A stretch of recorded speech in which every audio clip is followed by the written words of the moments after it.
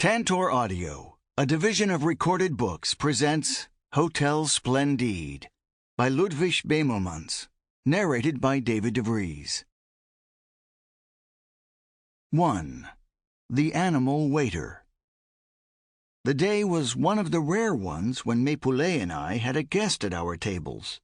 Most of the time I mugged into a large mirror in back of me. Mépoulet stood next to me and shook his head. Mépoulet was a waiter, and I was his busboy. Our station was on the low rear balcony of the main dining room of a hotel I shall call the Splendide, a vast and luxurious structure with many mirrors, which gave up its unequal struggle with economics not long after the boom days, and has since most probably been converted into an office building or torn down. Before coming to America, I had worked a short while in a hotel in Tyrol that belonged to my uncle. German was my native language, and I knew enough English to get along in New York City, but my French was extremely bad. The French language in all its aspects was a passion with Mépoulet, and he had plenty of time to teach it to me. When I say, "Le chien est utile," there is one proposition. When I say, "Je crois que le chien est utile," there are two. When I say, "Je crois que le chien est utile quand il garde la maison," how many propositions are there? 3. Very good. Mépoulet nodded gravely in approval. At that moment, Monsieur Victor, the maître d'hôtel, walked through our section of tables, and the other waiters nearby stopped talking to each other, straightened a tablecloth here, moved a chair there, arranged their side towels smoothly over their arms, tugged at their jackets and pulled their bow ties. Only Mépoulet was indifferent. He walked slowly towards the pantry, past Monsieur Victor holding my arm. I walked with him, and he continued the instruction. L'abeille fait du miel. The verb fait in this sentence in itself is insufficient. It does not say what the bee does. Therefore, we round out the idea by adding the words du miel. These words are called un complément. The sentence l'abeille fait du miel contains, then what? It contains one verb, one subject, and one complement. Very good, excellent. Now run down and get the camembert, the salade escarole, the hard water crackers, and the demi-tasse for Mr. Frank Munsey on table 86. Our tables, numbers 81, 82, and 86, were in a noisy, drafty corner of the balcony. They stood facing the stairs from the dining room and were between two doors. One door led to the pantry and was hung on whining hinges. On wet days it sounded like an angry cat, and it was continually kicked by the boots of waiters rushing in and out with trays in their hands. The other door led to a linen closet. The waiters and busboys squeezed by our tables carrying trays. The ones with trays full of food carried them high over their heads. The ones with dirty dishes carried them low, extended in front. They frequently bumped into each other, and there would be a crash of silver, glasses, and china, and cream trickling over the edges of the trays in thin streams. Whenever this happened, Monsieur Victor raced to our section, followed by his captains, to direct the cleaning up of the mess and pacify the guests. It was a common sight to see people standing in our section, napkins in hand, complaining and brushing themselves off and waving their arms angrily in the air. Monsieur Victor used our tables as a kind of penal colony, to which he sent guests who were notorious cranks, people who had forgotten to tip him over a long period of time and needed a reminder, undesirables who looked out of place in better sections of the dining room, and guests who were known to linger for hours over an order of hors d'oeuvres and a glass of milk, while well-paying guests had to stand at the door waiting for a table. Mépoulet was the ideal man for Monsieur Victor's purposes. He complemented Monsieur Victor's plan of punishment. He was, probably, the worst waiter in the world, and I had become his busboy, after I fell down the stairs into the main part of the dining room with 8 pheasants à la Souvaroff. When I was sent to him to take up my duties as his assistant, he introduced himself by saying, My name is easy to remember. Just think of my chickens, mes poulets, mes poulets. Rarely did any guest who was seated at one of our tables leave the hotel with the desire to come back again. If there was any broken glass around the dining room, it was always in our spinach.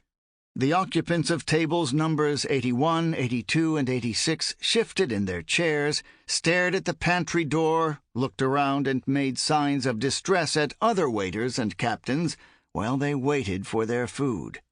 When the food finally came, it was cold, and was often not what had been ordered. While mes poulets explained what the unordered food was, telling in detail how it was made and what the ingredients were, and offered hollow excuses, he dribbled mayonnaise, soup, or mint sauce over the guests, upset the coffee, and sometimes even managed to break a plate or two. I helped him as best I could. At the end of a meal, mes poulets usually presented the guest with somebody else's check, or it turned out that he had neglected to adjust the difference in price between what the guest had ordered and what he had got. By then the guest just held out his hand and cried, "Never mind, never mind! Give it to me, just give it to me! I'll pay just to get out of here! Give it to me, for God's sake!" Then the guest would pay and go. He would stop on the way out at the maître d'hôtel's desk and show Monsieur Victor and his captains the spots on his clothes, bang on the desk and swear he would never come back again.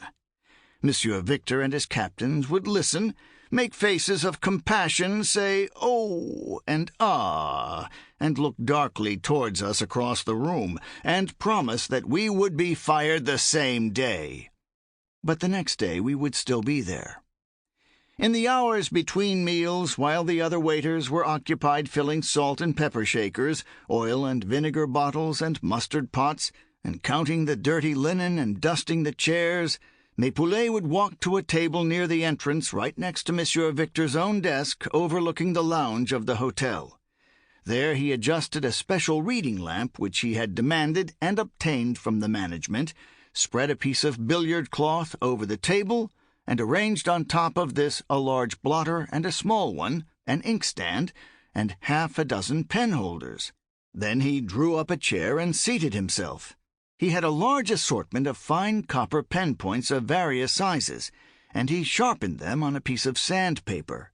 He would select the pen point and the holder he wanted and begin to make circles in the air. Then, drawing towards him a gilt-edged place card or a crested one on which menus were written, he would go to work.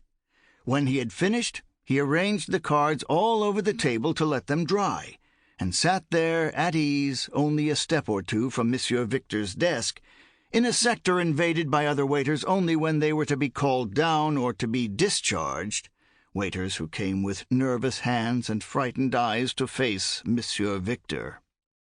Mes poulets' special talent guaranteed his job, and set him apart from the ordinary waiters. He was further distinguished by the fact that he was permitted to wear glasses, a privilege denied all other waiters, no matter how nearsighted or astigmatic. It was said of mes poulets variously that he was the father, the uncle, or the brother of Monsieur Victor. It was also said of him that he had once been the director of a lycée in Paris. The truth was that he had never known Monsieur Victor on the other side, and I do not think there was any secret between them, only an understanding, a subtle sympathy of some kind. I learned that he had once been a tutor to a family in which there was a very beautiful daughter, and that this was something he did not like to talk about. He loved animals almost as dearly as he loved the French language. He had taken it upon himself to watch over the fish, which were in an aquarium in the outer lobby of the hotel. He fed the pigeons in the courtyard, and he extended his interest to the birds and beasts and crustaceans that came alive to the kitchen. He begged the cooks to deal quickly, as painlessly as could be, with lobsters and terrapins. If a guest brought a dog to our section, mes poulets was mostly under the table with the dog. At mealtime, while we waited for the few guests who came our way, mes poulets sat out in the linen closet on a small box where he could keep an eye on our tables through the partly open door. He leaned comfortably against a pile of tablecloths and napkins. At his side was an ancient Grammaire Française, and while his hands were folded in his lap, the palms up, the thumbs cruising over them in small, silent circles, he made me repeat exercises, simple, compact, and easy to remember. He knew them all by heart, and soon I did too. He made me go over and over them until my pronunciation was right. All of them were about animals. There were the sage salmon, the cat and the old woman, the society of beavers, the bear in the Swiss mountains, the intelligence of the partridge, the lion of Florence, and the bird in the cage. We started with the sage salmon in January that year, and were at the end of the bear in the Swiss mountains when the summer garden opened in May. At that season, business fell off for dinner, and all during the summer we were busy only at luncheon. Mépoulet had time to go home in the afternoons, and he suggested that I continue studying there. He lived in the house of a relative on West 24th Street. On the sidewalk in front of the house next door stood a large wooden horse painted red, the sign of a saddle maker. Across the street was a place where horses were auctioned off, and up the block was an Italian poultry market with a picture of a chicken painted on its front. Hens and roosters crowded the market every morning. Mépoulet occupied a room and bath on the second-floor rear. The room was papered green, and over an old couch hung a print of Van Gogh's Bridge at Arles, which was not a common picture then. There were bookshelves, a desk covered with papers, and over the desk a large bird cage hanging from the ceiling. In this cage, shaded with a piece of the hotel's billiard cloth, lived a miserable old canary. It was bald-headed, its eyes were like peppercorns, its feet were no longer able to cling to the roost, and it sat in the sand in a corner, looking like a withered chrysanthemum that had been thrown away. On summer afternoons, near the bird, we studied the intelligence of the partridge and the lion of Florence. Late in August, on a chilly day that seemed like fall, Mépoulet and I began The Bird in the Cage. The lesson was L'oiseau en cage. Voilà sur ma fenêtre un oiseau qui vient visiter la mienne. Il a peur, il s'en va, et le pauvre prisonnier s'attriste, s'agite comme pour s'échapper. Je ferais comme lui, si j'étais à sa place, et cependant je le retiens. Vais-je lui ouvrir? Il irait voler, chanter, faire son nid. Il serait heureux, mais je ne l'aurai plus, et je l'aime, et je veux le voir. Je le garde. Pauvre petit, tu seras toujours prisonnier. Je jouis de toi aux dépens de ta liberté. Je te plains et je te garde. Voilà comme les plaisirs l'emportent sur la justice. I translated for him. There's a bird at my window, come to visit mine. The poor prisoner is sad. I would feel as he does if I were in his place. Yet I keep him. Poor prisoner, I enjoy you at the cost of your liberty. Pleasure before justice. Mépoulet looked up at the bird and said to me, "Find some adjective to use with fenêtre, oiseau, liberté, plaisir, and justice." And while I searched for them in our dictionary, he went to a shelf and took from it a cigar box. There was one cigar in it. He took this out, wiped off the box with his handkerchief, and then went to a drawer and got a large penknife which he opened. He felt the blade. Then he went to the cage, took the bird out, laid it on the closed cigar box, and quickly cut off its head. One claw opened slowly, and the bird and its head lay still. Mépoulet washed his hands, rolled the box, the bird, and the knife into a newspaper, put it under his arm, and took his hat from a stand. We went out and walked up 8th Avenue. At 34th Street, he stopped at a trash can and put his bundle into it. "I don't think he wanted to live any more," he said. 2. Art at the Hotel Splendide. "From now on," lisped Monsieur Victor, as if he were pinning on me the Grand Cross of the Legion of Honor, "you will be a waiter." It was about a year after I had gone to work at the Splendide as Mépoulet's busboy, and only a month or two after I had been promoted to commis. A commis feels more self-satisfied than a busboy and has a better life all around, but to become a waiter is to make a really worthwhile progress. The cause of my promotion was a waiter's mutiny. On a rainy afternoon, several of the waiters had suddenly thrown down their napkins and aprons and walked out. One had punched the chief busboy in the nose, and another had upset a tray filled with spode demitasse cups. They wanted $10 a week instead of $6. They wanted to do away with certain penalties that were imposed on them, such as a fine of 50 cents for using a serving napkin to clean an ashtray, and they wanted a full day off instead of having to come back on their free day to serve dinner, which was the custom at the Splendide, as at most other New York hotels. The good waiters did not go on strike. A few idealists spoke too loudly and got fired, and a lot of bad waiters, who had mediocre stations, left. After my promotion, I was stationed at the far end of the room on the undesirables balcony, and my 2 tables were next to Mépoulé's. It rained all that first day and all the next, and there were no guests on the bad balcony. With nothing to do, Mépoulet and I stood and looked at the ceiling, talked, or sat on overturned linen baskets out in the pantry and yawned. I drew some pictures on my order pad, small sketches of a pantryman, a row of glasses, a stack of silver trays, a busboy counting napkins. Mépoulet had a rubber band which, with 2 fingers of each hand, he stretched into various geometric shapes. He was impressed by my drawings. The second night the dining room was half full, but not a single guest sat at our tables. Mépoulet pulled at my serving napkin and whispered, "If I were you, if I had your talent, this is what I would do." And then he waved his napkin towards the center of the room. There, a small group of the best guests of the Splendide sat at dinner. He waved his napkin at table number 18, where a man was sitting with a very beautiful woman. Mépoulet explained to me that this gentleman was a famous cartoonist, that he drew pictures of a big and a little man. The big man always hit the little man on the head. In this simple fashion, the creator of those 2 figures made a lot of money. We left our tables to go down and look at him.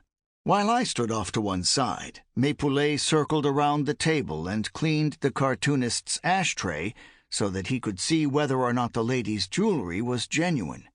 "Yes, that's what I would do if I had your talent. Why do you want to be an actor? It's almost as bad as being a waiter," he said, when we returned to our station. We walked down again later on. This time Mépoulet spoke to the waiter who served table number 18, a Frenchman named Herriot, and asked what kind of guest the cartoonist was. Was he liberal? "Ah," said Herriot. "Celui-là? Ah, oui alors. C'est un très bon client, extrêmement généreux. C'est un gentleman par excellence." And in English he added, "He's A1, that one. If only they were all like him. Never looks at the bill, never complains, and so full of jokes. It is a pleasure to serve him. C'est un chic type."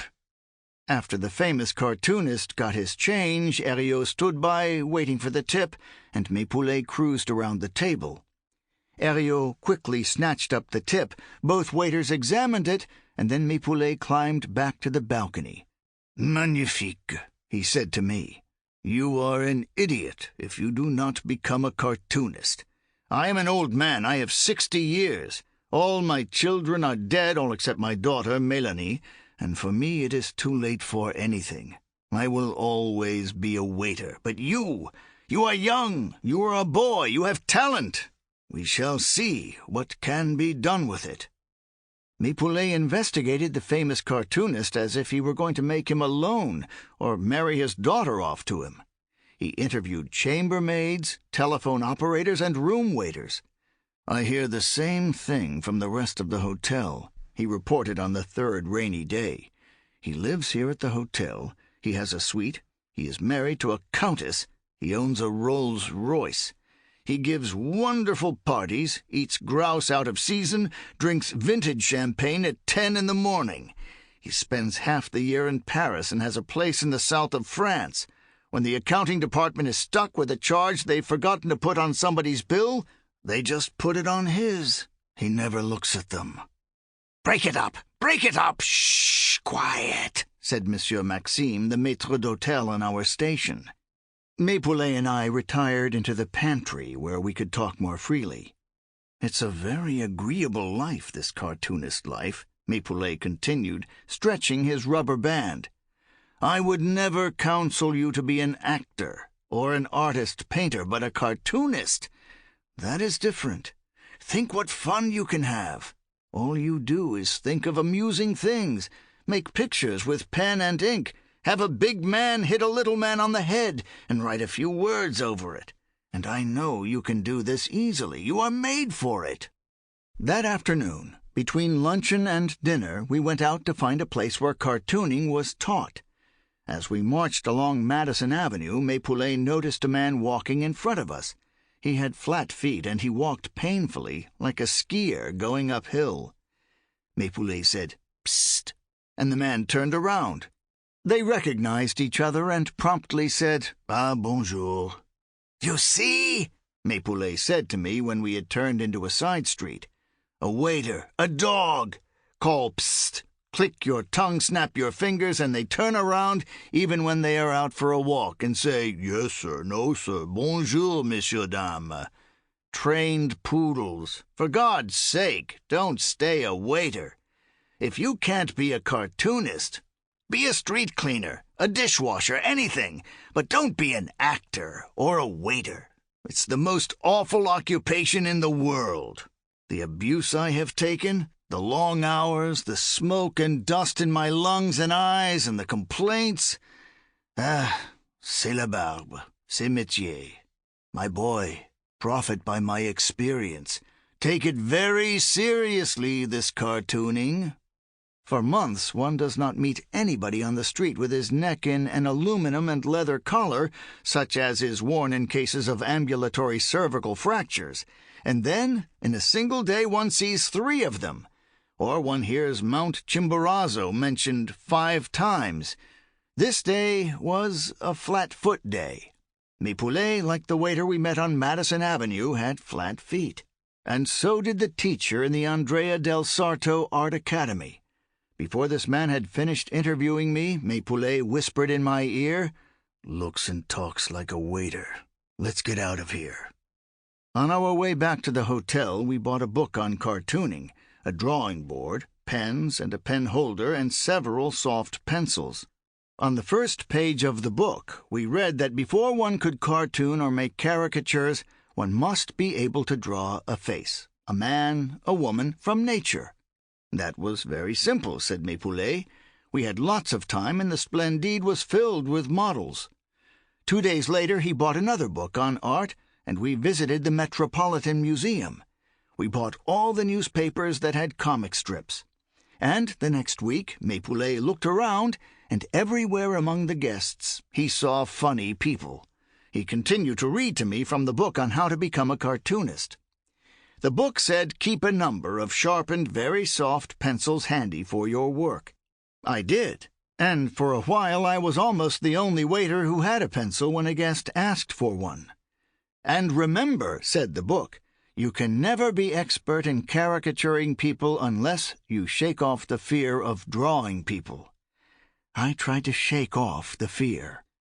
Most people like to have their own pictures drawn, Mapoulet read solemnly. Regular featured people should be avoided, as they are too simple to draw. Your attention should be concentrated on the faces with unique features. The most unique faces at the Splendide belonged to Monsieur and Madame Lawrence Potter Dreispool. Madame Dreispool was very rich. Her husband was not. He traveled with her as a sort of companion butler, pulling her chair, helping her to get up, carrying books, flasks, dog leashes, small purchases, and opera glasses. He was also like the attendant at a sideshow, for Madame was a monstrosity, and everyone stared at her. They were both very fat, but she was enormous. It was said that she got her clothes from a couturier specializing in costumes for women who were enceintes, and that to pull everything in shape and get into her dresses, she had to lie down on the floor.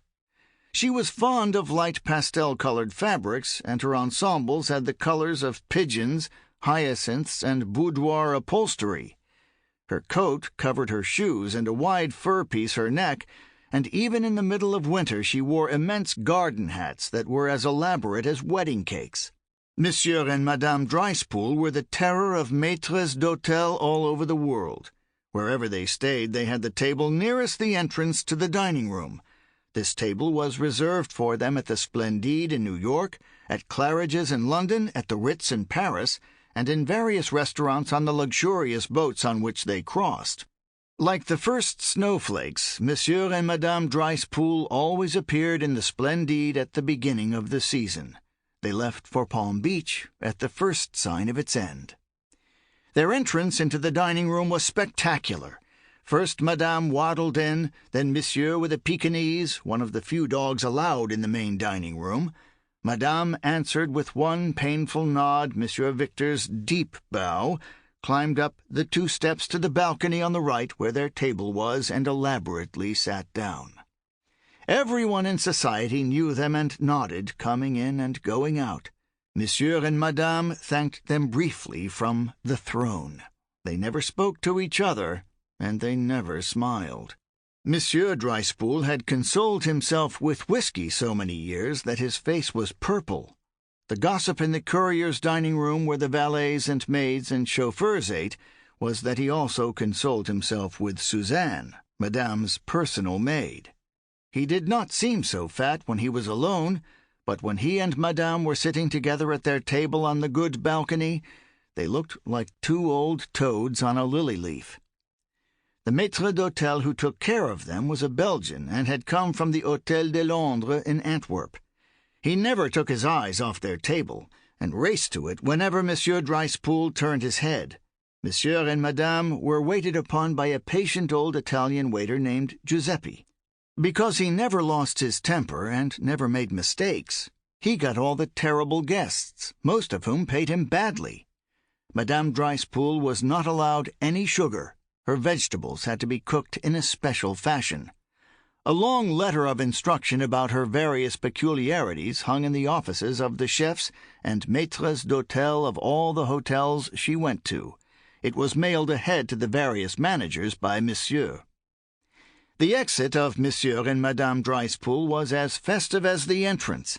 When they were ready to leave, the maître d'hôtel pulled Monsieur's chair out. Monsieur pulled out Madame's chair. Madame produced the dog from her generous lap. It had slept there under a fold of the tablecloth while she ate, and gave the dog to Monsieur, who placed it on the carpet. Then the maître d'hôtel, taking steps as small as Madame's, escorted her out, walking on her left side and talking to her solicitously, his face close to hers.